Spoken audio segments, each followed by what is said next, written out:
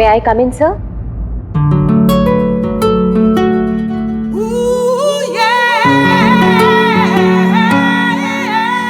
Yes, come in. Good morning, sir. Very good morning.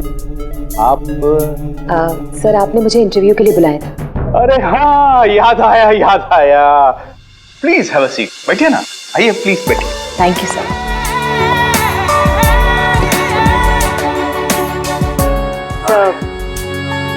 This is my CV। इसकी कोई जरूरत नहीं है, मैं देखकर ही जान जाता हूँ कि कौन मेरे कितने काम का है। यू आर परफेक्ट, डन हो तुम मेरे लिए। सर लेकिन आपने तो कुछ देखा ही नहीं। मैंने कहा ना, इसकी कोई जरूरत नहीं है। क्या है, बहुतों की लाइफ बनाई है मैंने, अब तुम देखती जाओ, मैं तुम्हारी भी लाइफ बना दूंगा। मेरे हाथ में गन है, जरा सा भी हिलने की या चिल्लाने की कोशिश की ना तो ट्रिगर दब जाएगा। क्या चाहते हो तुम? हाँ? कल तुम किसी से मिले थे जो तुम्हें कुछ बेचना चाहता था, कौन है वो? मेरे पास उसका नंबर है। नंबर दो।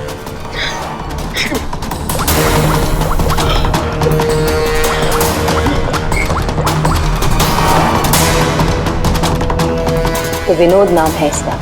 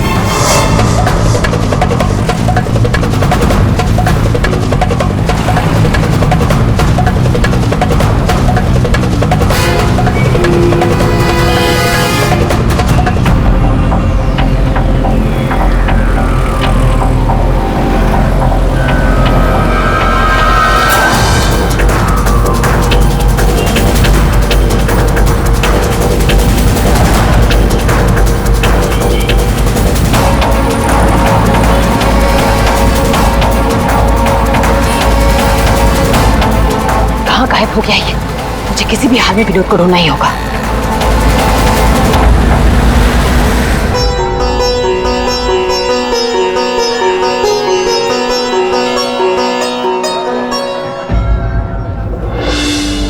अरे प्रीति बेटा, ये विनोद कहाँ चला गया? तुम्हें कुछ बोल के गया है क्या? नहीं बाबा। अजीब लड़का है, गणपति के दर्शन करवाने खुद लेकर आया जिद करके और खुद ही गायब हो गया। अब बाबा आप शांत हो जाइए। जाओ देखो मैं अभी जाके देखती हूँ। हाँ जाओ।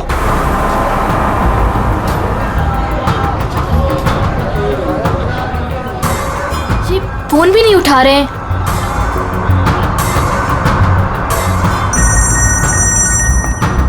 बाबा। हेलो प्रीति, अरे बेटा कहाँ हो तुम? हाँ मैं घर तक आई हूँ विनोद भैया को लेने, बस 2 मिनट में उन्हें लेकर आ रही हूँ। बेटा देखो आरती का वक्त हो रहा है, तुम विनोद को लेकर जल्दी आ जाओ। भैया।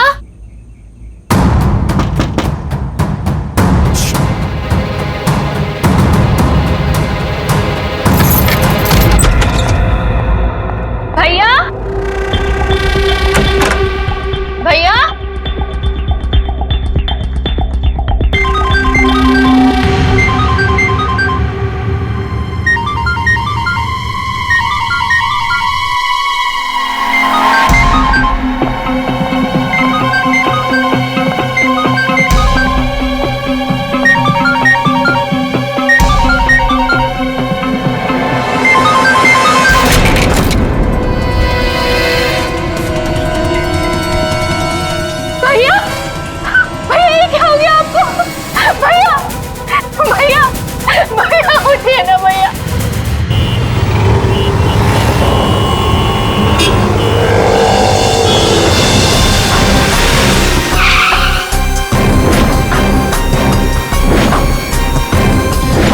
तो आप सब लोग गणपति दर्शन के लिए पंडाल गए थे, जहां से विनोद ने आप में से किसी को कुछ बताया नहीं और वहां से चला गया।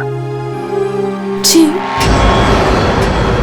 अच्छा, आप लोगों में से किसी ने विनोद को वहां पंडाल में किसी से बात करते हुए देखा था? जी नहीं सर, हम लोगों को तो पता भी नहीं चला कि भैया अचानक से कहाँ चले गए। 3 महीने पहले ही उसे बहुत ही अच्छी जगह नौकरी मिली थी, बहुत खुश था वो। कह रहा था बाबा अभी आप चिंता मत करो, मैं हूं ना। सर क्या हो गया विनोद का तो किसी ने खून कर दिया। अब मुझे वो सच्चाई कौन बताएगा जो सिर्फ विनोद ही बता सकता था।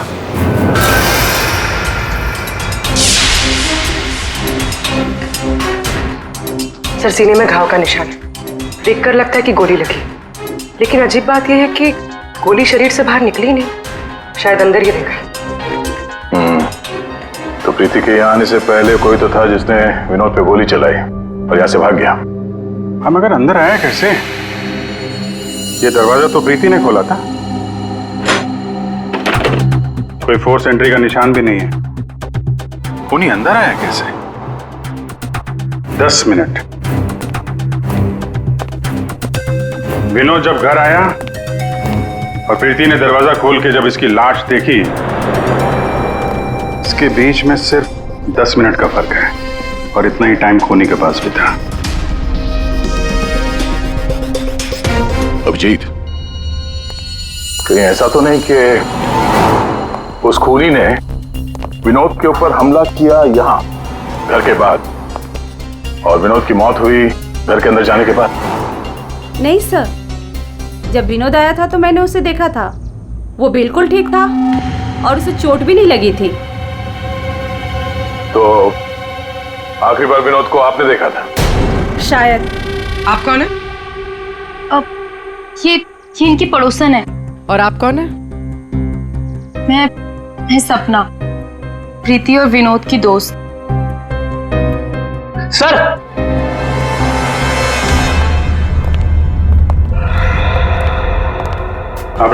मुझे पता चल गया यहाँ पे क्या हुआ है। क्या हुआ है? विनोद ने इस कमरे में अपने आप को गोली मार ली। अरे सर, यही तो हुआ होगा। आपने तो केस सॉल्व कर दिया। मतलब किलर और विक्टिम एक ही है। Sir, you are a genius. Thank you. क्या बकवास कर रहे हो तुम लोग? इसने अपने आप को गोली मारी तो गन कहाँ है? इसकी आत्मा लेके चली गई क्या? ये तो यहाँ पड़ा हुआ है। गोली तो चली है, लेकिन किसी और के हाथ से।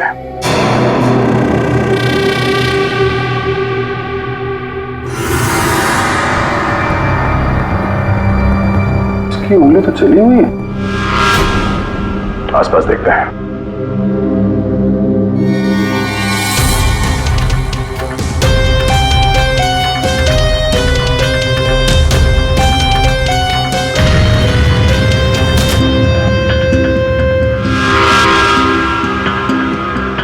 चली हुई थी।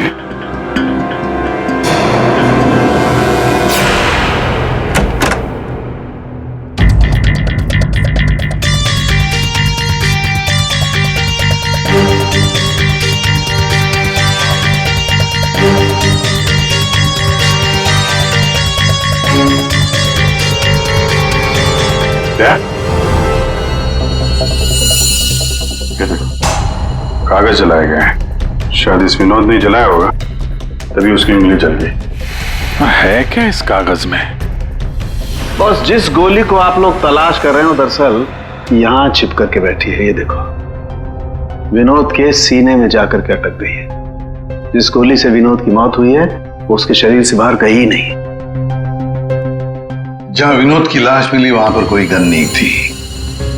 एक बार ये गोली निकलेगी ना तो पता चल जाएगा कि कौन सी गन से गोली चली है और फिर क्या विनोद ने आत्महत्या की थी या फिर किसी ने विनोद को मार डाला। बिल्कुल बॉस, लेकिन अभी मैं आपको एक और जरूरी चीज दिखाना चाहता हूँ। एक जला हुआ कागज का टुकड़ा। काफी कुछ जल चुका है लेकिन मैंने थोड़ा बहुत रिकवर कर लिया है, बचा लिया। इस पर कुछ खास लिखा हुआ है। TTH.END।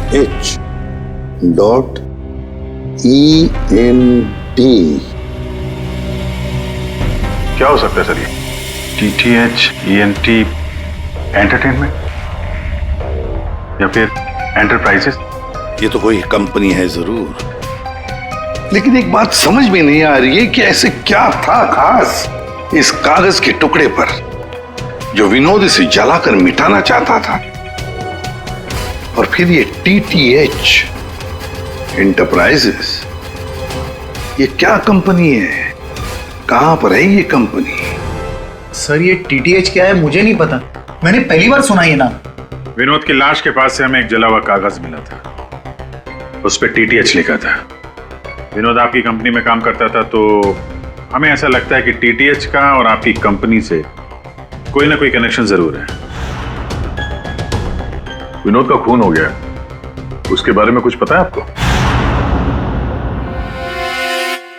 देखिए सर सर एक सेकंड सर, मैं बताता हूँ आपको। सर सुभाष सर तो एक नेक दिल इंसान है, ये शायद आपको वो बात नहीं बता पाएंगे। वो बात? कौन सी बात? यही कि सुभाष सर ने विनोद को यहाँ काम पर रखा, लेकिन उसने इसके बदले में अरुण। सर प्लीज मुझे कहने दीजिए। सर विनोद यहाँ पिछले 1 महीने से काम पर नहीं आया। लेकिन विनोद के पिता ने हमसे कहा कि वो हर रोज उसे ऑफिस के बाहर छोड़ के जाते थे। हाँ सर, लेकिन वो अंदर नहीं आता था, और उसके ना आने की वजह से सर आपको पता है सुभाष सर का कितने का नुकसान हुआ है। विनोद को लेकर तुम्हारे अंदर काफी गुस्सा है, हाँ? तुम हो कौन और ये तुम्हारे चेहरे पे क्या हुआ? सर मैं अरुण, मैं यहाँ पे काम करता हूँ। सर एक दिन मैंने विनोद को ऑफिस के बाहर पकड़ लिया था, जब उसके पिताजी उसे ऑफिस के बाहर छोड़कर जा रहे थे। सर मैंने उसे बहुत सुनाया, यहाँ तक कि उसको ऑफिस ना आने के लिए भी मैंने उसको बहुत कुछ कहा सर, लेकिन उसने मुझसे लड़ाई कर ली, और ये उसी की वजह से हुआ है ये। आपको विनोद ने कुछ बताया था कि किस नई कंपनी में काम करने जा रहा है वो? सर मैंने विनोद से पूछा, लेकिन उसने मुझे कुछ नहीं बताया। अब इससे ज्यादा आप विनोद के बारे में मुझसे कुछ भी पूछेंगे तो मेरा जवाब ना ही होगा। तो इस विनोद ने पिछले महीने TTH कंपनी में ही काम किया होगा। पंकज, उसके पिछले महीने की कॉल डिटेल्स निकालो, उसकी लोकेशन चेक करो, पता चल जाएगा कहाँ जाता था वहाँ। ये वही जगह जहाँ विनोद इस महीने लगातार आ रहा था। इसके फोन की लोकेशन भी यही बता रही है। ये लो, वॉच पे तो दिन में ही सो रहा है, ड्यूटी का खाक करता होगा ये। ए, उठ, अबे उठ। कौन हो भाई? ये TTH एंटरप्राइजेस के बारे में कुछ पता है? नहीं मालूम। अगर मालूम भी है तो आपको क्यों बताऊं? अजीब गुंडा कर दी यार।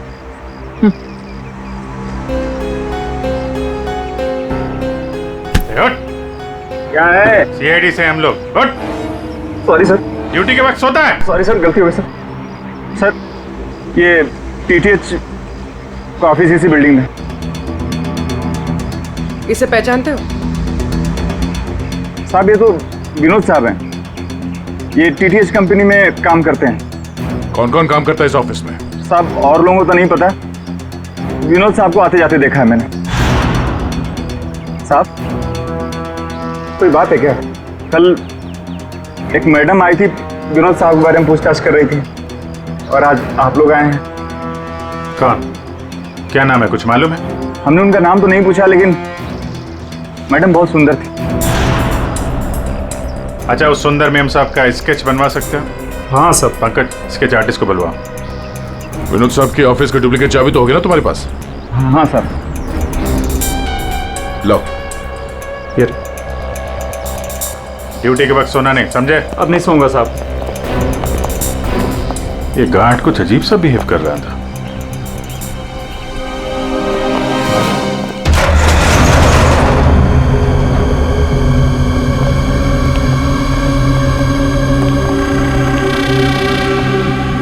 ये ब्लूम, सारे बॉक्स में ब्लूम ब्लूम लिखा हुआ है।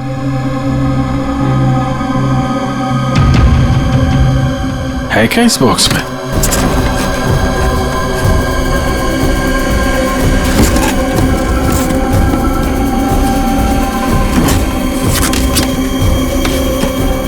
खाली बॉक्स यहाँ पे।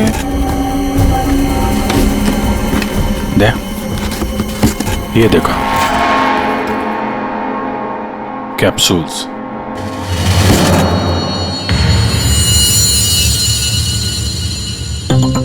कहीं ये विनोद मेडिसिन वगैरह तो नहीं सप्लाई करता था? ये भी खाली है। खाली? अब ये क्या चक्कर है? कैप्सूल्स खाली, बॉक्सेस खाली, ऑफिस खाली। तो ये विनोद यहाँ करने क्या आता था? सर ये देखिए, ये लेटर हेड मिला। DTH? ये तो ठीक वैसा ही लेटर हेड है जैसे विनोद ने अपने घर में जलाया था। लगता है उसने उस पर कुछ लिखा होगा, उसके बाद जला दिया। क्या चल रहा है यहाँ पे?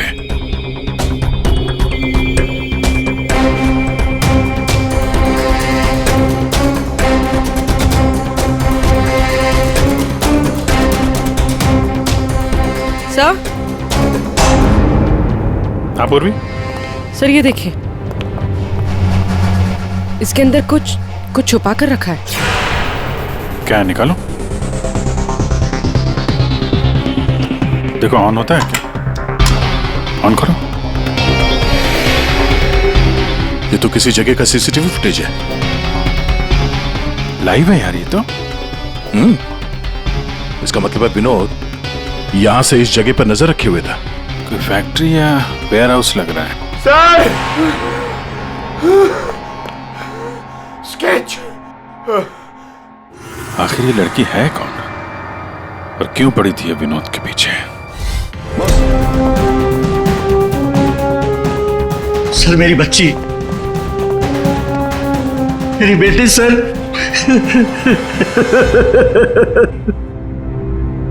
आपकी बेटी प्रीति कब गायब हुई? आज शौक सभा रखी थी, उसके बाद पता नहीं प्रीति कहाँ चली गई। तो आपने उसका फोन नहीं ट्राई किया था, लेकिन उसका फोन स्विच ऑफ आ रहा है।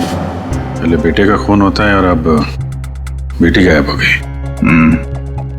कोई तो है जो इनके परिवार को नुकसान पहुंचा रहा है। आपने बताया कि आपके घर पे शोक सभा थी तो काफी लोग आए थे, तो उन सब के बीच में से आपकी बेटी प्रीति गायब हो गई और आप लोगों को पता नहीं चला?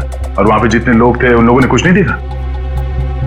पूर्वी जरा चेक करो इनके घर के आसपास कोई CCTV कैमरा वगैरह लगा है क्या? शायद फुटेज से कुछ पता चल जाए। सर ये कौन सी विपत्ति टूट पड़ी है सर मेरे परिवार पर। पहले मेरे बच्चे का खून हो गया और अब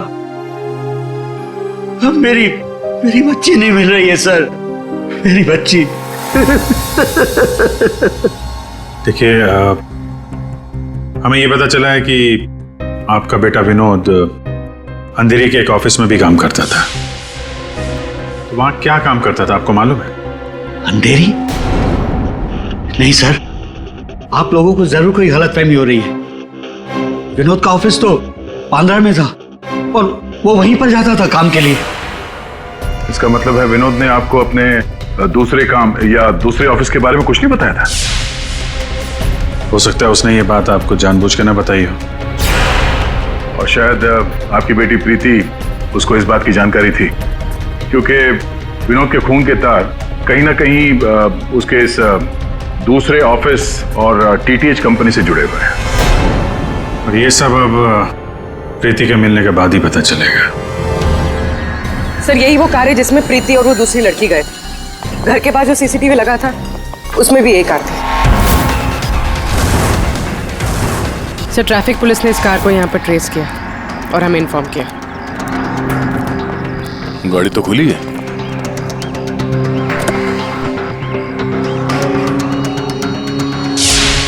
ओह नो, डैशबोर्ड पे खून है। सर हो सकता है प्रीति के साथ हाथापाई हुई हो और ये खून उसी का हो।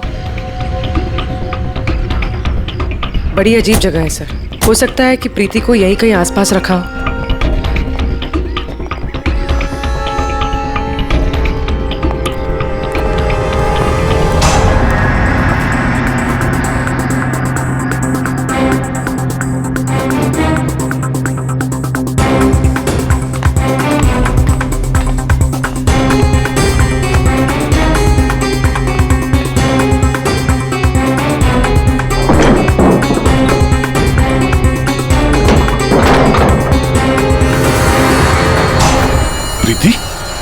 ये तो प्रीति है। प्रीति?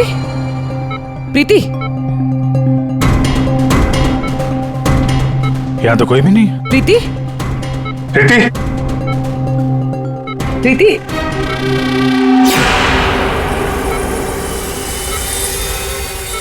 वैसे कोई नशीली दवाई दी गई है जिसकी वजह से इसकी हालत है। प्रीति, प्रीति, हाँ, क्या क्या हुआ क्या तुम्हारे साथ? तुम यहाँ पर आई कैसे? वो एक लड़की आई थी भैया के शोक सभा में, वो ही मुझे यहाँ लेकर आई। उसने मुझे कहा कि भैया का एक पैकेट है उसके पास, वो मुझे देना चाहती थी।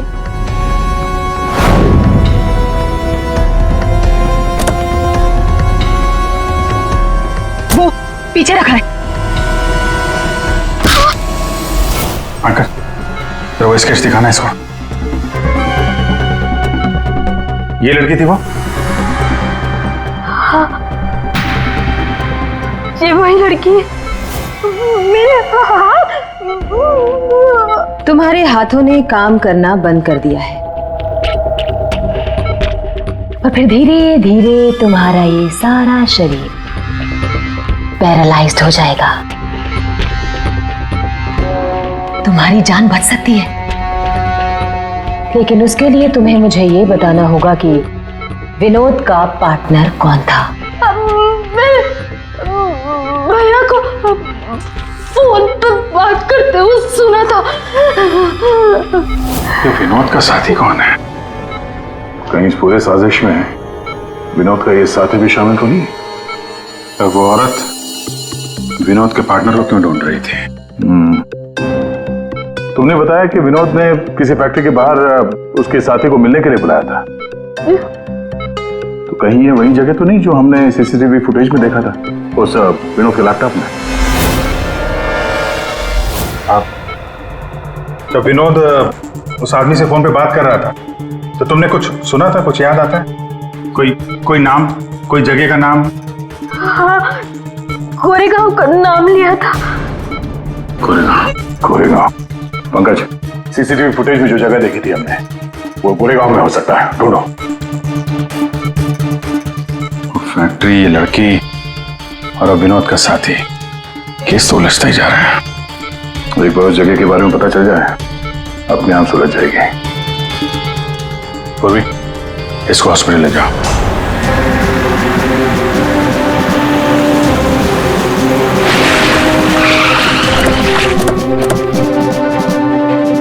सर, ये फैक्ट्री कई दिनों से बंद पड़ी है सर।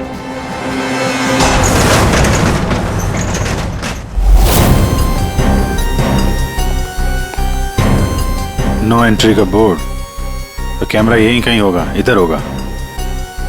ये रहा। ब्लूम? ये तो वहां भी था, ब्लूम।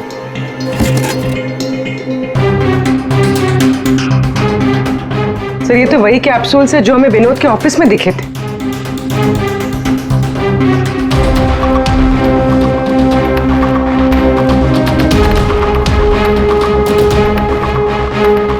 ये कैप्सूल भरे हुए हैं और वो खाली, मतलब ये कैप्सूल यहां से वहां चक्कर काट रहे हैं।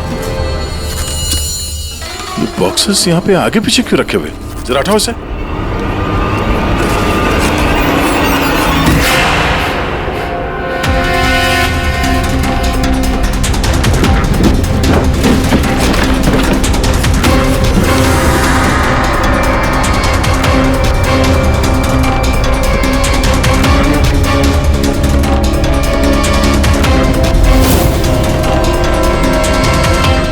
कौन हो सकती है लड़की? कहीं ये विनोद की पार्टनर तो नहीं? उस लड़की की मौत 48 घंटे पहले हुई है, सारुंके साहब ने बताया। गोली मारी है उसे। आखिर उस फैक्ट्री में ऐसा है क्या कि विनोद 24 घंटे उसमें नजर रखता था, और अब इस लड़की की लाश मिलती है हमें वहां से, और वो दवाइयों की कैप्सूल अभी तक पता नहीं चला कि कैप्सूल के अंदर था क्या। सर, उन कैप्सूल्स में जो पाउडर मिला है, कहीं ये सब उसके लिए तो नहीं हो रहा? मगर सिर्फ एक पाउडर के लिए कोई किसी की जान क्यों ले लेगा? ऐसा क्या है खास उस पाउडर में? पाउडर में क्या है वो तो बहुत जल्द पता चल जाएगा। एसीपी साहब जमे हुए हैं सारुंके साहब की लैब में।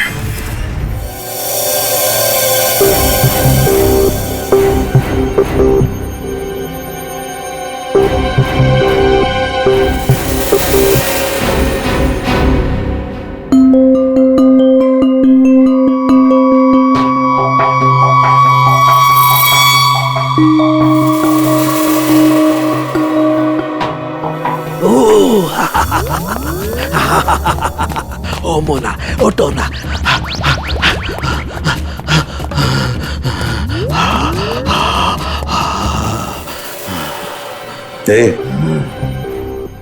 सोलंकी, क्या हुआ बे?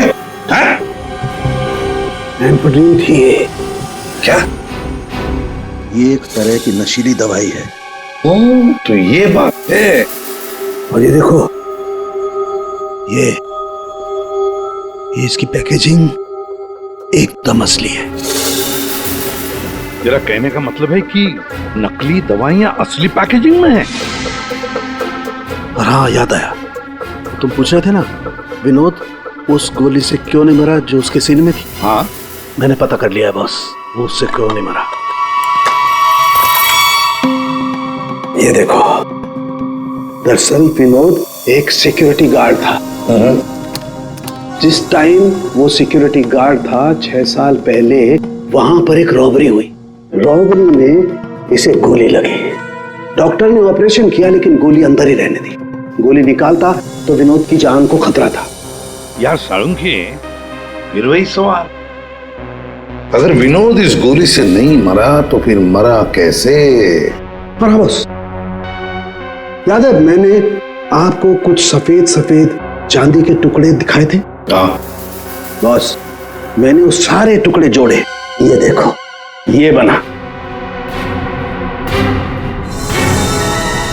यार सालुंकी, ये तो कोई चांदी का सिक्का लगता है, सिल्वर कॉइन नहीं है।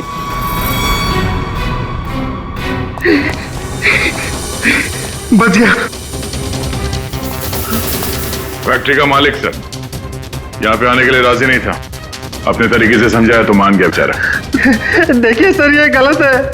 मेरा हाथ नहीं हिल रहा, गर्दन नहीं मुड़ रही। ये कोई तरीका नहीं है समझाने का। अब ना समझ को दया इसी तरह से समझाता है, समझे? अब बताओ, क्या चल रहा है तुम्हारी फैक्ट्री में? बताओ जल्दी। सर, मैं अपने फैक्ट्री में नकली मेडिसिन बनाता था और उसे मार्केट में बेचता था। इसके लिए मुझे अच्छे पैसे मिलते थे सर। लेकिन कोई था जो मेरी फैक्ट्री से दवाइयां चुराता था। इसीलिए मैंने एक लड़की को काम पे लगाया, ये पता करने के लिए कि ये चोरी के पीछे है कौन। लड़की को? कौन है ये लड़की? सर, उसे मैंने फॉरेन से बुलाया। खून करने में एक्सपर्ट है सर। खून करने में एक्सपर्ट है? अभी कहाँ है? सर, मुझे नहीं पता वो कहाँ है सर। वही मुझसे हमेशा कांटेक्ट किया करती थी। 6 अलग अलग नंबर से कॉल किया करती थी सर। हाँ पता है, वो सारे नंबर्स हम ट्रेस कर रहे हैं। एक बात बताओ, तुम्हारी फैक्ट्री में जो लाश मिली थी लड़की की, वो कौन थी? सर, वो बॉडी रिया की थी और वो मेरी फैक्ट्री में काम करती थी। वो किसी विनोद नाम के आदमी की मदद कर रही थी मेरी फैक्ट्री से दवाइयां चुराने के लिए।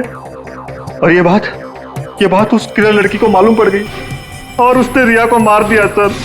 सर, विनोद की साथी रिया हो सकती है।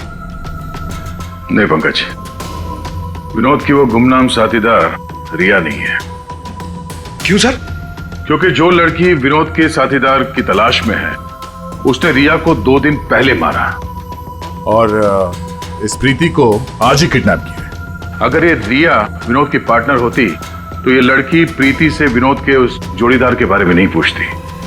मतलब सर, वो लड़की अभी भी विनोद के साथी की तलाश कर रही है?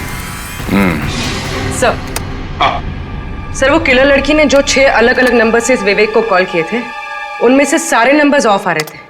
लेकिन अभी अभी एक नंबर एक्टिवेट हुआ है, सिर्फ 1 मिनट के लिए। तो फिर जरूर इस लड़की ने किसी के साथ बात करने के लिए ये नंबर ऑन किया है।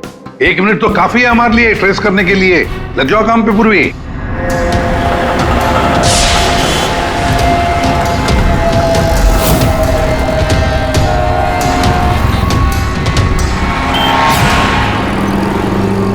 वो किले लड़की अभी अभी अंदर गई है मेरे सामने से।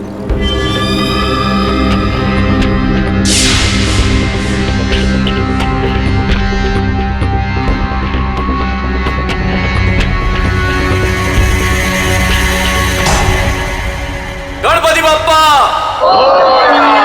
मंगल मूर्ति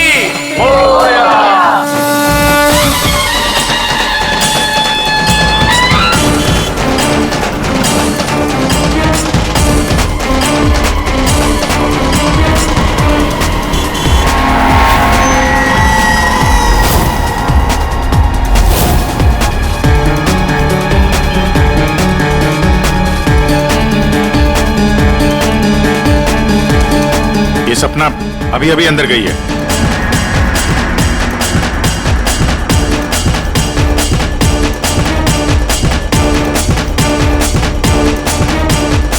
ये तो वही है, विनोद की दोस्त।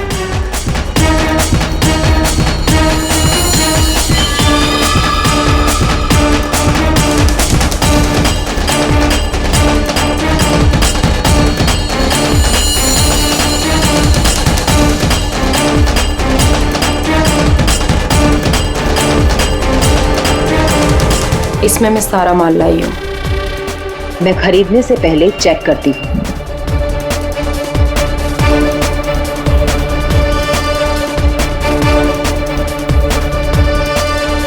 पंकज एक काम करो, वो लड़की के पास जो बैग है ना, उसको छीन के भागो वहां से।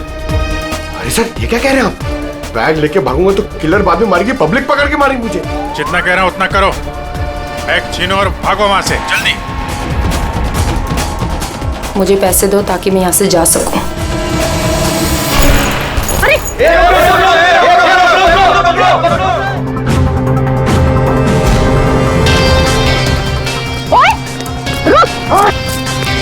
ओए कहाँ भाग रहे?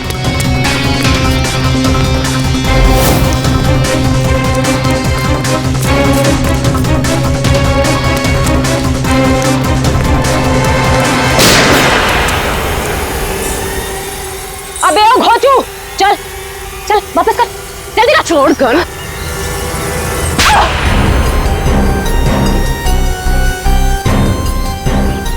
तुमने पैसों के लालच में अपने दोस्त की बलि दे दी, खून कर दिया उसका।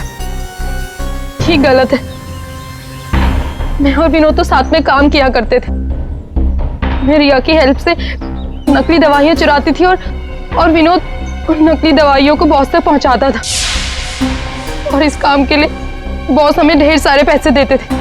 कौन है तुम्हारा बॉस? सब वो तो हमें नहीं पता, क्योंकि विनोद ही उनसे डील किया करता था। प्लान बहुत अच्छा था, विनोद को रास्ते से हटाकर नकली दवाइयों का धंधा खुद चलाना। मेरा विनोद की मौत से कोई लेना देना नहीं। हाँ सच है कि उसकी हत्या के बाद मैं थोड़ा डर जरूर गई थी,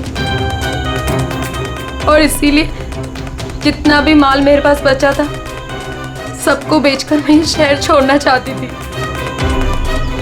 और इसीलिए मैं यहाँ पर आई थी। और तुम तो मौका ढूंढ रही थी ना विनोद को मारने का, इसीलिए रखा गया था ना तुम्हें? नहीं सर, विनोद को मार के मुझे क्या मिलेगा?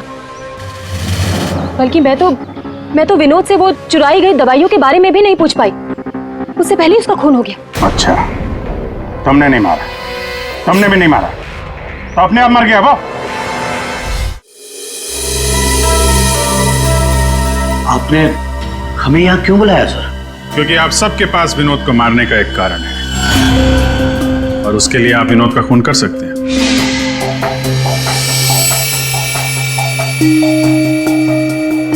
सर ये आप लोग क्या कह रहे हैं? विनोद मेरा बेटा था। लालच, ईर्ष्या, जलन, बदला, गुस्सा, इतने सारे कारण थे आप लोगों के पास विनोद का खून करने के लिए। सर, विनोद मेरा भाई था, हम क्यों मारेंगे उसे? आप लोगों को विनोद भैया का कातिल नहीं मिल रहा, इसलिए आप लोग हमें फंसाने के लिए कहानी बना रहे हैं। विनोद का खून हमें मिल चुका है। विनोद का खून एक सिल्वर कॉइन से हुआ है, एक चांदी के सिक्के से, और ये है वो चांदी का सिक्का। सर, इस चांदी के सिक्के से? इससे कोई किसी को कैसे मार सकता है? जी हाँ, हमें भी यही लगता था कि एक चांदी के सिक्के से कोई किसी की जान कैसे ले सकता है, लेकिन हमारे फोरेंसिक सर्जन डॉक्टर साळुंखे, उन्होंने जब इसे अच्छी तरह से देखा तो उन्हें मिला इस कॉइन के अंदर एक छोटा सा छेद, और उस छेद के अंदर था एक बॉम्ब।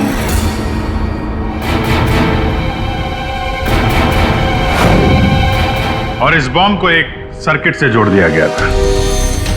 और जब विनोद को ये कॉइन मिला तो उसने अपनी शर्ट के ऊपर वाली जेब में रख लिया था। कुछ देर बाद विनोद का मोबाइल फोन बजा। जैसे विनोद ने अपना फोन उठाया, यहां पे रखा हुआ ये बॉम्ब फट गया।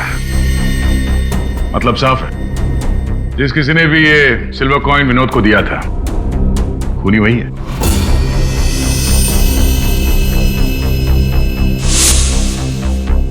किसने दिया होगा ये कॉइन? सर, कौन है खूनी? खूनी आप सब में से कोई एक है। वैसे भी यहां पे जितने लोग मौजूद हैं, आप सबको विनोद जानता भी तो था।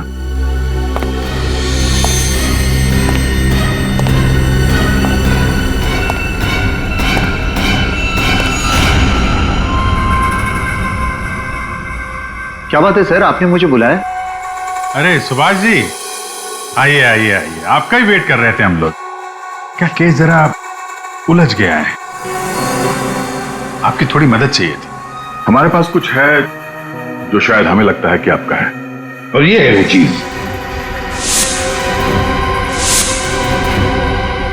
आप पहचानते हैं इसे?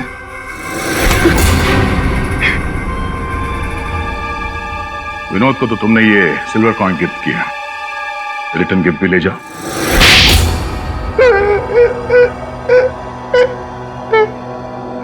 मुझे पता चला कि विवेक अपनी फैक्ट्री में नकली दवाइयां बनाकर बहुत पैसे बना रहा था, तो मैंने सोचा क्यों ना विवेक की फैक्ट्री से नकली दवाइयां चुरा कर मैं भी पैसे बनाऊं। इसके लिए मुझे एक आदमी की जरूरत थी जो उसकी फैक्ट्री से ये दवाइयां चुरा सके। विनोद ये काम कर सकता था, लेकिन विनोद मुझे धोखा देने की सोच रहा था। मुझे पता चल गया था कि उसने किसी और के साथ डील कर ली थी, इसीलिए मुझे उसे रास्ते से हटाना पड़ा। और इस बात का अंदाजा विवेक को था, इसीलिए उसने इस सोनाली को हायर किया। जो बम तुमने विनोद को लगाया था उसमें अमोनियम नाइट्रेट नाम का केमिकल था, और हमें पता है ये केमिकल तुम बनाते और बेचते हो। तुम्ही ने तो लिस्ट दी थी, याद है? नकली दवाइयां बाजार में लाकर लाखों लोगों की जिंदगी के साथ खिलवाड़ किया है तुम लोगों ने। ऐसे जुर्म के लिए सिर्फ एक ही सजा है, फांसी।